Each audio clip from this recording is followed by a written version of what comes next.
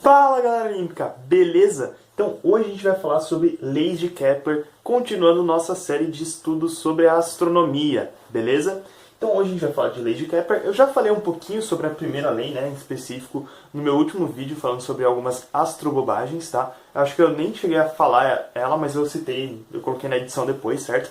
Mas aqui a gente vai falar um pouquinho melhor sobre ela, tá? Mas o vídeo que eu fiz, o primeiro vídeo sobre astrobobagens, falando um pouco sobre a órbita da Terra e como ela impacta outras questões da astronomia, por exemplo, as estações, ele complementa muito bem esse vídeo, tá? Principalmente por conta da primeira lei. Tranquilão? Então vamos lá. Vamos começar falando sobre leis de Kepler. E o que a gente pode começar? Eu diria que a pergunta mais comum que vai vir à cabeça de vocês, né, é quem foi Kepler ou quem é Kepler, né? Kepler foi um cientista bem interessante, assim, um cientista excepcional.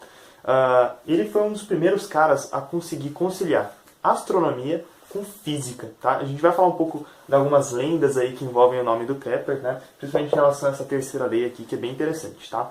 Mas, assim, a princípio, ele é muito importante por conta desses postulados aqui, né? Dessas leis que ele fez sobre astronomia. Então, assim, você tem que entender que na época dele estava ainda em discussão o sistema heliocêntrico do sistema geocêntrico, né? E a religião ainda tinha muita influência na astronomia. É uma época em que ainda se tinha química, um pouco de alquimia, se tinha astronomia e astrologia, né? A questão dos signos e tudo mais.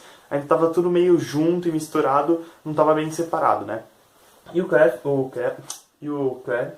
Kepler, ele foi um dos primeiros cientistas a conseguir falar, não, peraí, eu tenho que focar aqui em astronomia, né? E, ó, eu posso usar física também, vou usar matemática. Ele era um matemático brilhante também. Na época dele, né? Matemático, físico, astrônomo, era quase tudo uma coisa, né? Fazia tudo um pouco. E ele veio antes de Newton. Isso é bem interessante, principalmente por causa da terceira lei, tá? Bom, mas chega de enrolação, depois eu falo de algumas lendas mais legais, né? Enfim, mas vamos falar um pouco sobre a primeira lei de Kepler, uma lei bem interessante, que é também conhecida como Lei das Órbitas.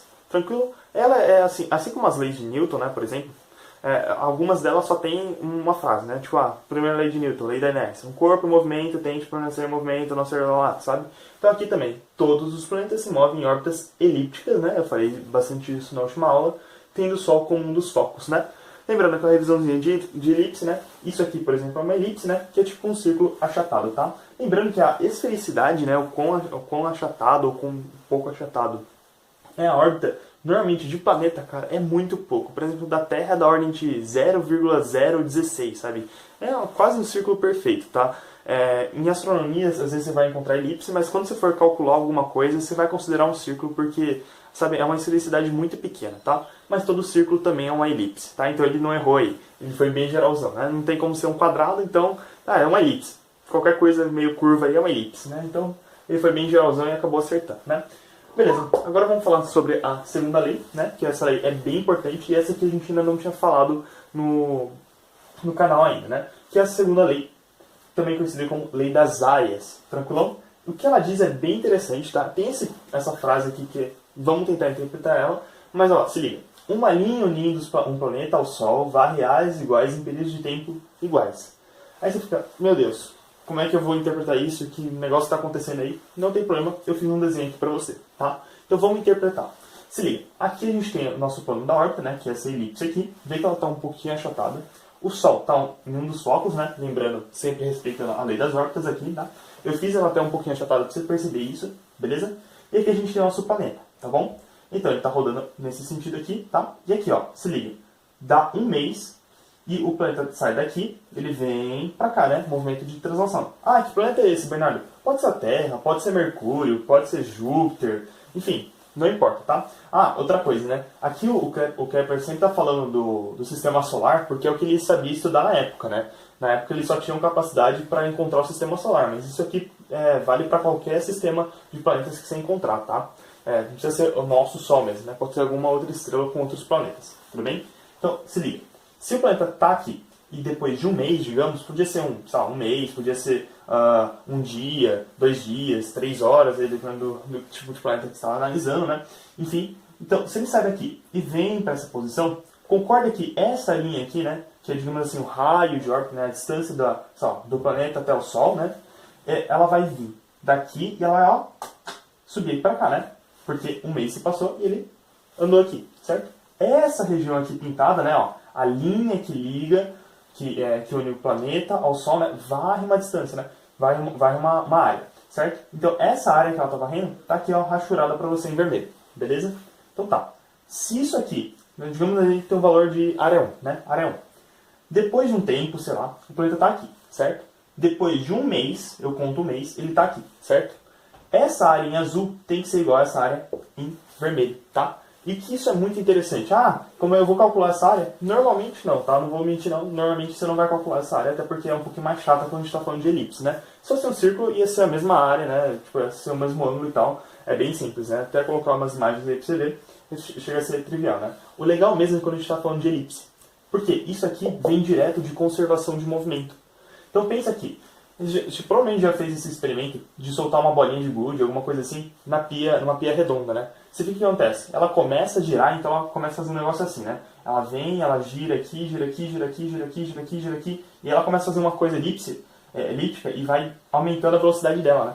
Isso tem a ver com a conservação de momento angular, certo? E aqui não é diferente. Olha como esse planeta vai fazer. Ele vai vir aqui, temos uma velocidade qualquer, né? Então ele vem aqui, ele vai chegando perto, ele acelera, ele para, ele acelera, ele para, ele acelera, e para, e acelera, e para, e acelera, e para. Por quê? Quando ele está aqui, o raio, né, digamos assim, o raio de órbita é menor, né? Então isso tem toda uma questão de momento angular, né? Que você tem que conservar. Então a velocidade desse cara aqui, nesse ponto da órbita dele, né, da trajetória dele, vai ser maior, tá? Então por isso que em um mês, veja bem, quando ele está pertinho do Sol, olha a distância que ele percorre. Tá vendo? É bem maior de quando ele está longe, tranquilo? E aí as áreas são iguais, tá? Isso aqui é conservação de momento. Isso aqui você não precisa saber, como é que eu calculo não, mas você precisa saber muito bem a teoria. Depois a gente vai fazer vários exercícios aí da OBA, né, Olimpíada Brasileira de Astronomia e Astronáutica, que envolvem você ter essa noção, sabe? Então, se o planeta foi daqui para cá, quanto tempo vai demorar daqui para cá se as áreas são iguais, sabe? Ele não está perguntando você calcular alguma coisa, mas você precisa ter noção da segunda lei de Kepler. Então ele pergunta assim, onde que vai ser a maior velocidade do planeta? Aqui ou quando ele está mais perto do Sol, sabe? Então você tem que ter essas noções aí de lei de Kepler, tranquilo? Bom, isso aqui é bem de boa, né? A primeira lei também é bem de boa, é só tá falando, toda a órbita de um planeta é elíptica e o Sol está nos focos, beleza? E agora a gente chega na terceira lei, chamada lei dos períodos, né? E essa aqui acho que é a mais traumática, porque envolve cálculo, tá? Envolve você fazer uma continha aí para saber alguma coisa, certo? Mas é bem de boa, se liga. T ao quadrado sobre R ao cubo é constante, tá? Para todos os planetas. Bernardo, não entendi nada. Não tem problema, botei uma legenda aqui. T é o período, tá? Se você já está estudando física, já está bem de boa. Período, igual no movimento circular uniforme, é o tempo que leva para você dar uma volta, né? Então, por exemplo, na Terra é um ano, né? Um ano você define exatamente isso, né? Então, o que é um ano? Um ano terrestre? É o tempo que a Terra leva para dar uma volta em torno do Sol. Tranquilo? Então, aqui. Qual que seria o período desse planeta aqui, né? Lembrando, eu não sei qual que é esse planeta, mas sei lá, eu inventei ele, tá? Podia ser a Terra? Podia, sei lá. Né? Então, o período desse cara vai ser o tempo que ele leva para dar uma volta em torno do Sol, tá? Então, depois de um ano desse planeta, tá? Ele tá aqui, tá? Esse ano aí a gente pode falar, um ano do planeta, ou sei lá, 200 anos terrestres, sei lá, sabe? Depende aí das variáveis que a gente for trabalhar. Tranquilo? Então, o período do planeta ao quadrado, dividido pelo raio ao cubo, né? Esse raio, como a gente está falando aqui de uma elipse, na verdade a gente fala de distância média, né? Do semi-eixo médio, tá? Tranquilo? Só que, vou te ser bem sincero, essa fórmula aqui não costuma cair em prova de astronomia da OBA, tá? Ou então quando acontece eles já te dão tudo, e é mais uma noção que você precisa ter, assim como saber esse negócio das áreas, tá bom?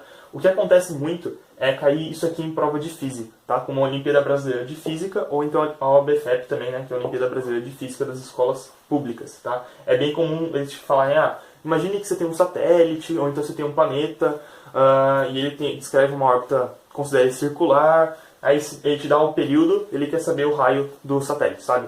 Alguma coisa assim. Isso aqui é constante, tá bom? Então, aqui eu vou falar um pouco da lenda, tá? De como Kepler conseguiu chegar nisso. Porque Kepler veio antes de Newton, tá? Do Isaac Newton. E, inclusive, a gente vai fazer um vídeo no canal, provavelmente o próximo, demonstrando essa fórmula aqui. E a gente vai ter que utilizar algumas fórmulas de Newton. Então, como Kepler conseguiu deduzir essa fórmula? Como ele conseguiu chegar nessa fórmula, né? Deduziu. Reza a lenda, tá? Isso aqui é só uma lenda, até onde eu saiba.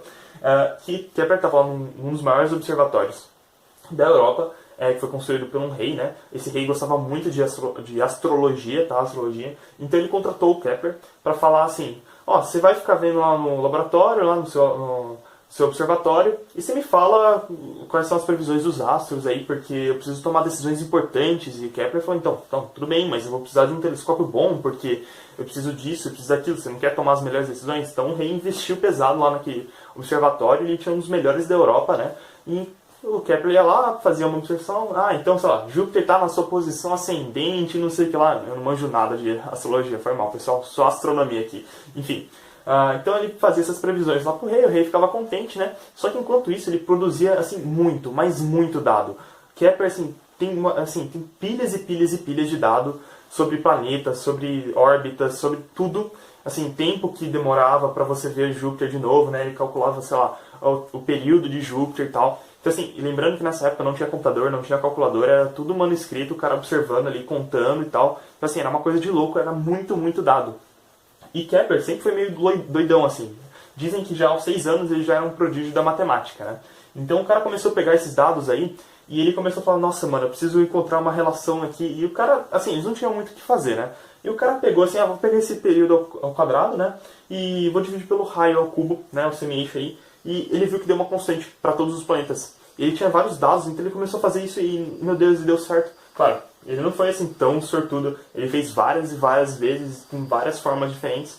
E dizem que ele acabou achando isso aqui, né? Claro que ele também deve ter sido influenciado muito pela segunda lei, né? Tá? Elas não vieram assim tudo num dia, tá? Isso aqui foi a primeira lei que ele fez e tal. Ele observou isso em outro observatório, depois ele concluiu isso, e só depois ele concluiu isso, tá? A gente pensa que um gênio, né, como Kepler, ou como o mesmo Newton ou Einstein, vem tudo assim num dia, de uma vez. E não é bem assim, né? Mas enfim, reza a lenda que esse cara aqui descobriu essa fórmula na mão. Imagina fazer isso, cara, com os números assim horríveis. Imagina, tipo, 0 ponto não sei o que lá e... Mano, deve ser assim um trabalho muito, muito grande você aí com preguiça de estudar. Então vamos estudar, vamos ser igual a Kepler, determinado, e vamos descobrir uma fórmula mágica aí, beleza? Não, tô brincando. Vamos lá. A gente vai demonstrar essa fórmula depois em outro vídeo, mas basicamente por esse vídeo eu acho que é isso. Então a gente já falou um pouco sobre a primeira lei, tá? E essa primeira lei é muito importante que você veja o vídeo de astrobobagens, para você não cair numa falácia aí, né? Numa mentira, beleza? Tranquilo? Eu vou deixar no card que aparece aqui em cima, tranquilo? A gente já falou sobre a segunda lei de Kepler, né? A lei das áreas, tranquilo? Deu para entender essa noção aí de velocidade e tempo, ó. Olha o deslocamento aqui, tá? O tempo é igual, a velocidade aqui tem que ser maior, tranquilo? Tranquilo? As áreas são iguais. Então, beleza? Terceira lei de Kepler, a gente vai fazer exercício com ela e vamos demonstrar também, aí você vai entender melhor, tá? Ela basicamente é uma relação, tá? Então, dado um período de um planeta, tranquilo? Ao quadrado, sobre o raio ao cubo, tá? Então ele é sempre igual a uma constante para esse planeta. Tá? Isso tudo aqui também vale para satélite, tá? É muito comum a obra falar sobre satélite, também vale. Também vale, beleza? Então, por hoje era só. Valeu, falou, pessoal!